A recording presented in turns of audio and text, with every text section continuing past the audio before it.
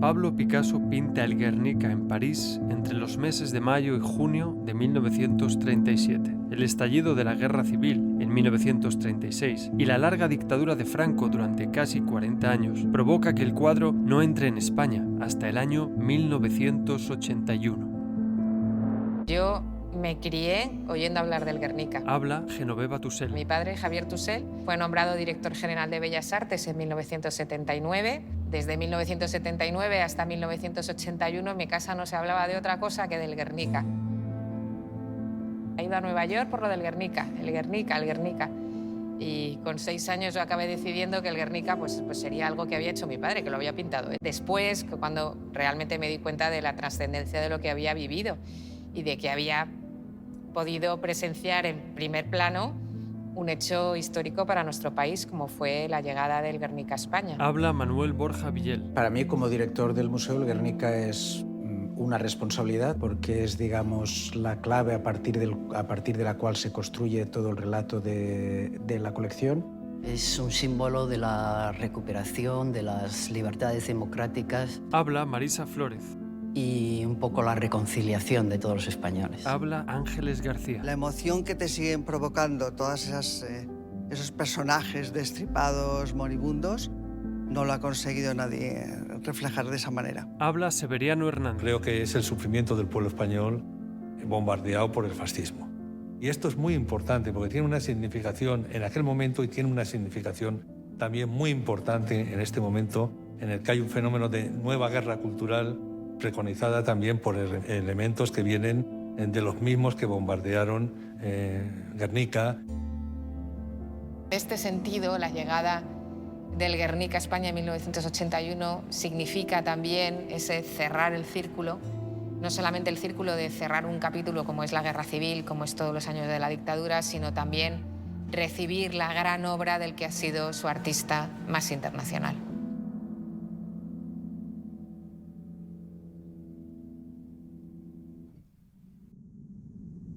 El Guernica de Picasso, la obra de arte más reconocida del siglo XX, llegó a España 7 meses después de la intentona golpista de 1981. El mural que simboliza los horrores de la guerra civil y los ataques de la aviación fascista contra la población aterrizó en Barajas después de una compleja operación política ideada en el más absoluto de los secretos. Testigos y protagonistas de aquel momento histórico cuentan por primera vez los detalles de aquella aventura que cerró el proceso político de la transición y recuperó para España la obra maestra de Picasso. Habla Ángeles García. Lo absorbe todo, lo anterior, y lo reinventa todo. Él es un genio desde que es muy pequeñito. Habla Manuel Borja Villel. A finales de los 20, principios de los 30, empieza a aparecer una generación de artistas que empiezan a hacer un tipo de obra que se aleja de lo que él estaba haciendo. Habla Genoveva Tussell. Cuando se hizo el encargo a Picasso por parte de la República, iba a ser la obra clave, la obra más destacada del pabellón de la República Española en la Exposición Internacional de París de 1937. Picasso tenía una cercanía ya con el gobierno de la República, se le había nombrado además en 1936 director del Museo del Prado, y se hizo con ese propósito, ver lo que estaba sucediendo en España. Es verdad que Picasso tardó en encontrar tema para hacer esa gran obra y que, bueno, se dice que viendo las fotografías del bombardeo de Guernica fue cuando encontró por fin su inspiración. El 26 de abril de 1937, en el transcurso de la Guerra Civil Española, la Legión Cóndor alemana y la aviación legionaria italiana lanzan un ataque sobre la población civil de Guernica que la arrasa casi por completo.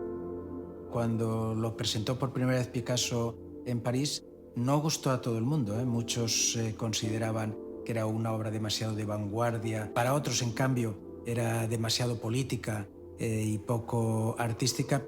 A partir de 1938, a Picasso se le solicitó el préstamo de la obra para ser exhibida en una serie de exposiciones cuyo propósito era recaudar fondos para los refugiados de la República. Y de esa manera estuvo en diferentes ciudades europeas y finalmente viajó a Nueva York. Fue entonces cuando quedó allí depositada. Lo curioso del Guernica es que es una obra de arte cuyo significado ha ido mutando a lo largo de los años, ha ido cambiando. La historia del Guernica, en cierto modo, es una historia de las guerras culturales. Es un elemento claramente de propaganda de la República. Estaba hecho, digamos, para mostrar los horrores de la guerra civil. El conflicto atrajo a los autores más destacados de la época: Neruda, Hemingway, Orwell. Nunca antes una guerra provocó tal fascinación. Por otro lado, es una obra que los exiliados toman como icono de una España que ha tenido que salir de su propio país. Habla Álvaro Martínez Novillo. Franco se limitaba, creo yo, a pensar que Picasso era un rojo y se acabó. O sea, que era un rojo y que era todo propaganda roja, propaganda comunista, etcétera. En la riqueza que tenemos en nuestros archivos estatales, pues yo he podido encontrar archivos, carpetas que se denominan expedientes reservados rojos españoles en Francia, Picasso. Entonces había muchos expedientes reservados y secretos que lo que hacían era un poco seguir las actividades del artista en Francia. El reconocimiento del artista español fue muy tardío y en este sentido la recuperación del Guernica y la llegada del Guernica en 1981 vino un poco a paliar toda esta situación. Y se le encarga a un tipo que realmente merece todos los reconocimientos, como es Álvaro Martínez Novillo. Es decir, bueno, pues a partir de ese momento se hace un proceso de investigación intentando localizar todos los documentos sobre la materia. Habla Manuel Borja Villel. Hubo una voluntad del gobierno de la República de pagar el cuadro, por tanto era del Estado español. Hay que pensar que el artista fallece en 1973 y hasta 1979 no se soluciona todo lo que es el tema de la testamentaría de Picasso, no se arregla todo eso, se tardan 6 años. Y en 1979, a través de una carta, Claude Picasso demanda por parte de la familia la necesidad de que sean consultados para cualquier cosa que se quiera hacer con el Guernica. Las negociaciones se desarrollan en diferentes ámbitos. Por un lado, es verdad que es necesario demostrar que en España hay un régimen democrático. Todo eso se consigue pues, aprobando la nueva Constitución, convocando las primeras elecciones democráticas. Y por otro lado, hay otro aspecto también muy importante en las negociaciones, que es el hecho de demostrar que la obra es propiedad española. Picasso jamás puso en duda que la República se lo había pagado. Lo que pasa es que se pagó de una cuenta con la que la embajada pagaba gastos, entre otras cosas, de espionaje, de influir en medios, de cosas por el estilo. Ahora, el recibo nunca se ha encontrado.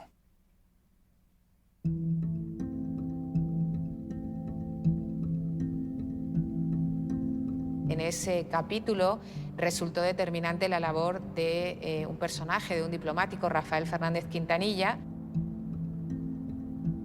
Se compró una serie de documentos que resultaron claves para este propósito. Estos documentos pues, son, por ejemplo, una serie de cartas pues, de Luis Araquistain, de Max Schaub, pero sobre todo hay un documento que está depositado en el Archivo Histórico Nacional, que es determinante, que es una lista de gastos en concepto de propaganda de la Embajada Española en París.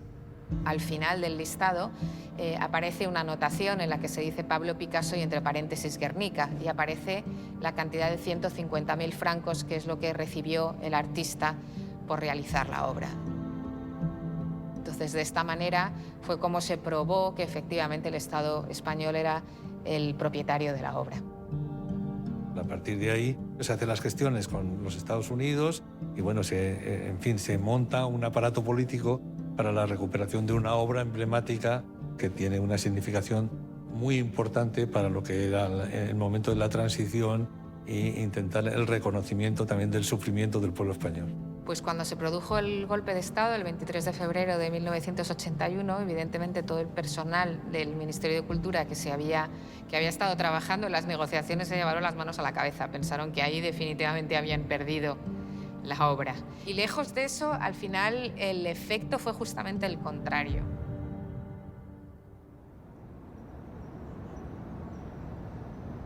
Habla Álvaro Martínez Novillo. Una semana antes o un poco más fuimos a Nueva York para hacer el informe del estado de El Guernica y las piezas complementarias. Había pues 70 piezas. O sea, es decir, que entre dibujos, grabados, otros óleos, otras cosas, es decir, que es que Picasso hizo de todo un lote. Y ese lote propiamente es una donación de Picasso. El museo abrió, pues como todos los días, en su horario habitual y cerró, pues me parece que cerraba a las 8 de la tarde, y en ese momento es cuando desde la dirección del MoMA se comunica a todo su personal pues que van a proceder a enrollar la obra porque se devuelve a España. Se le quitó el bastidor, se enrolló y se metió dentro de una caja. Que no solamente era el Guernica el que se devolvía, el que viajaba, sino también una serie de obras que acompañan al Guernica, los bocetos, pero también lo que se denominan los postscriptos, que son una serie de obras que guardan una relación temática con el Guernica y que siempre lo han ido acompañando, que es un conjunto indisoluble. Cuando ya supimos que el Guernica y todo lo demás estaba sin ningún problema en las bodegas, realmente fue un relax tremendo. Habla Marisa Flores. Fue un 10 de septiembre de 1981. Yo me levanté muy pronto, a las 6 de la mañana, porque la noche anterior, el día anterior, nos habíamos enterado oficialmente que el Guernica volvía a España. Bueno, a las 6 de la mañana estaba ya de pie, nerviosa y la verdad con mucha expectación y muy emocionada por poder cubrir un momento así, ¿no? Me fui hacia el aeropuerto con tiempo suficiente porque las medidas de seguridad eran extremas, había seguridad por todas partes. Y una vez que llegué a la pista del aeropuerto, nos hicieron ir hacia la zona de terminal de carga. Bueno, allí había un ambiente increíble, de todos los medios. No sé, era un estado como de ansiedad a la vez, ¿no? Que de ilusión por lo que íbamos a presenciar. Se abrieron las puertas de la bodega y apareció la caja de madera. Ese momento fue un momento que, bueno, todo el mundo que estaba allí empezó a aplaudir, del nerviosismo, de la emoción, de todo reunido, ¿no?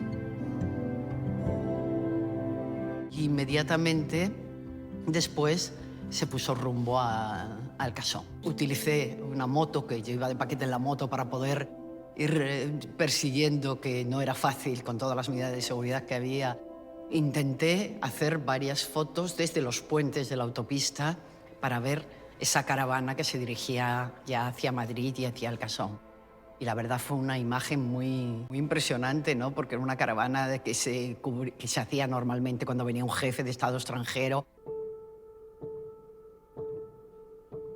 Al final fue en el mes de octubre cuando finalmente se sacó de la caja, se le colocó otra vez el bastidor y fue al final la exposición denominada Legada Picasso, la exposición del Guernica, se inauguró en octubre de 1981, haciéndola coincidir con la fecha en la que se conmemoraba el centenario del artista. Habla Jorge García, jefe de restauración del Reina Sofía. Bueno, la primera vez lo vi en el Casón del Buen Retiro. Cuando llega aquí a Madrid, al principio además hay mucha expectación. Realmente, claro, tienes aquí esta obra que incluso siempre no estaba claro si iba a llegar o no. Y ese año, que aunque había muchas colas, conseguí ir al Casón del Buen Retiro y verlo allí dentro de esa urna, flanqueada por los guardias civiles y las banderas y todo, ¿no? Pues realmente hubo otra imagen que pude hacer y que fue la Guardia Civil custodiando el Guernica con metralleta. Una foto impactante porque era la primera vez que la Guardia Civil custodiaba un cuadro en el interior de un museo en España.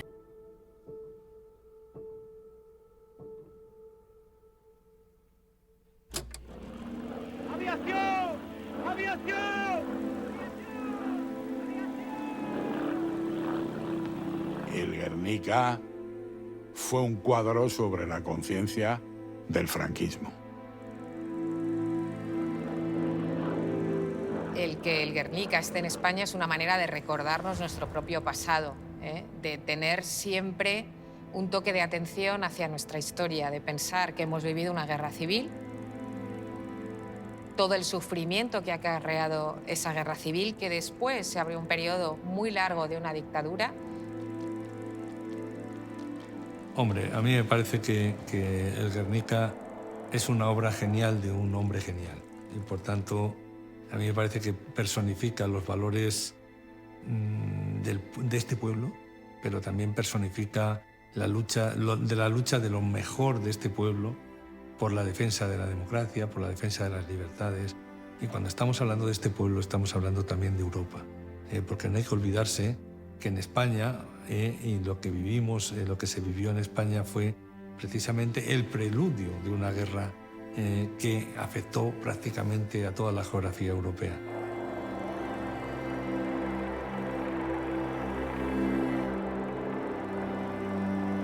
El Guernica está un poco ahí, como recordándonos todos esos sucesos de nuestra historia y recordándonos que tenemos que luchar para que todo eso no vuelva a ocurrir.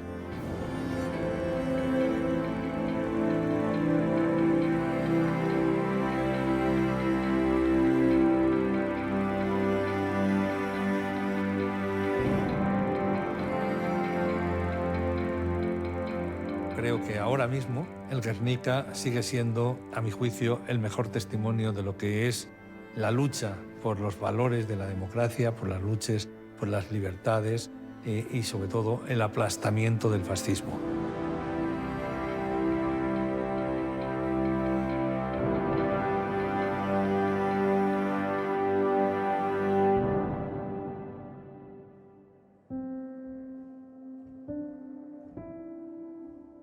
Has escuchado Guernica, el último exiliado, un episodio de La España de ayer, una producción de The Armoured Society. Guión y dirección, Guillermo Logar. Música original, Pelayo Rey. Edición de sonido, Daniel Rincón García, Martín Jiménez Sánchez y Fernando Aliaga. Este podcast cuenta con el apoyo de Infolibre, información libre e independiente.